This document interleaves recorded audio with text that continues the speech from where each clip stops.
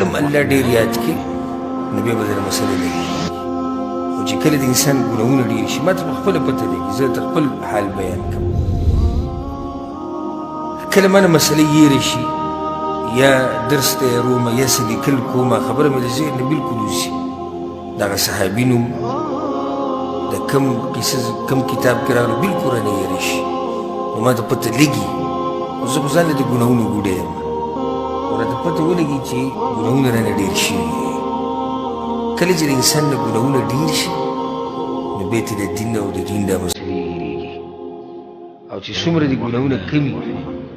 نو دومره به ستا ذهن کولاوي امام شافعي رحمه الله څه ناشنا خلک هغه چې به پاڼې ته یو پیر وکتو یاده به شو صرف داسې به ورته کتو بیا به ورته یاده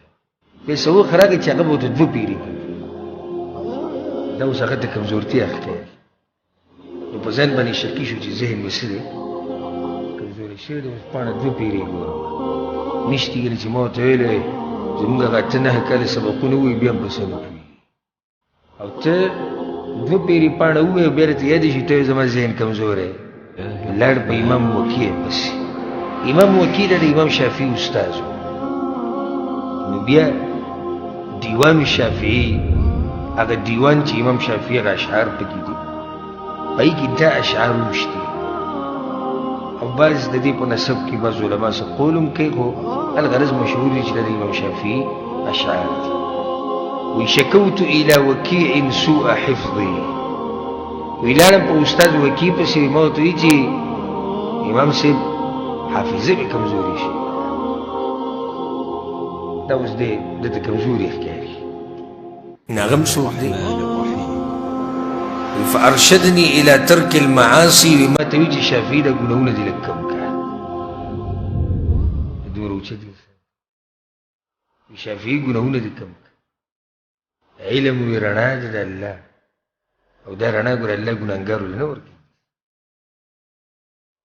ده بیا هغه په هغه شعر و شاعري کې وایي زما استاد ما ته نصیحت کړی زه یم چې امام شافعي ته استاد وایي ګناهونه کم کړه چې حافظه دې برابر شي زموږ به صحت دی نو دې ګناهونو د لاسه هم د انسان نه ډېر څه هېرېږي او حافظه کمزوري شي وقل عسى أن يهديني ربي لأقرب من هذا رشدا او آیا نزدې ده چې وبخۍ ماته رب زما ډېر نزدې د دینه د هدایت خبره او دا خبره کوه چې امید دی چې زما رب به زما د دې نبوت د رښتینوالي دپاره د دین او هم نور اوچت دلایل بیان کړي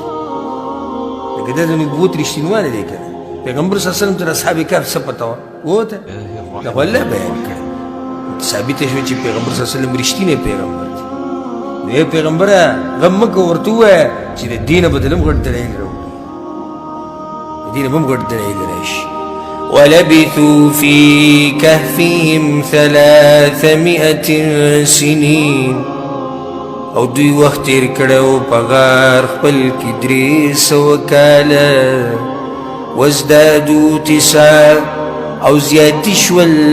دوی 9 کاله 9 کاله زیات شو 9 کاله دوی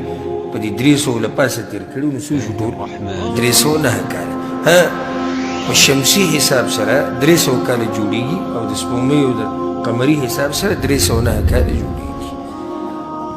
قل الله اعلم بما لبثوا ويا الله خپو دې پاغه موده چې تیر کړی د دوی الله هوی چې څو کاله تیر کړی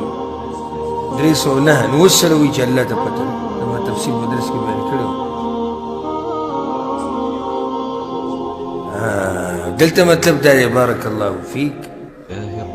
چې مراد دلته دا دی چې هغه زمانه چې د راپاسېدونه د مرګه پورې څومره وخت دا اوس الله ته پته ده یعنې دوی خو د خوب نه رابېدار شو بیا پکې بازار ته لاړو خوراک بیا پسې قوم راغی او دا څومره وخت و چې دوی پکې تللي دي او راغلي دي او بیا مړه شوي دي آیا دا کال و که دا میاشت وه که دا هفته وه نو دا چا ته پته ده الله ته پته ده له غیب السماوات والارض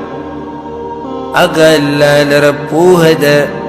د پټو خبرو د اسمانونو او د ځمکې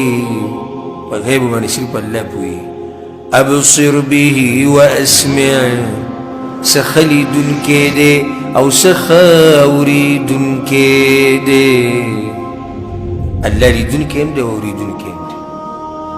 دا واقعه ګوره دلیل په دین دی چې پیغمبر صلی الله علیه وسلم سره علم الغیب نه څنګه که چېرته پیغمبر صلی الله علیه وسلم سره علم الغیب وې د پټو خبرو علم ورسره وې نو کوم ټیم کې چې یهودو او مشرکانو ته پوښتنه وکړو نو ډایرکټ به جواب ورکړی وی چې اصحاب کهف داسې خلکو دومره عدد و دومره وخت تېر کړ هغه انتظار وکړو څه ته وحي ته دلیل دی چې د هغه سره علم الغیب نشته ما لهم من دونه من ولي نشتی دوی لره سوا د الله نه څوک دوست د الله نه علاوه ګوره داسې څوک نشته وایي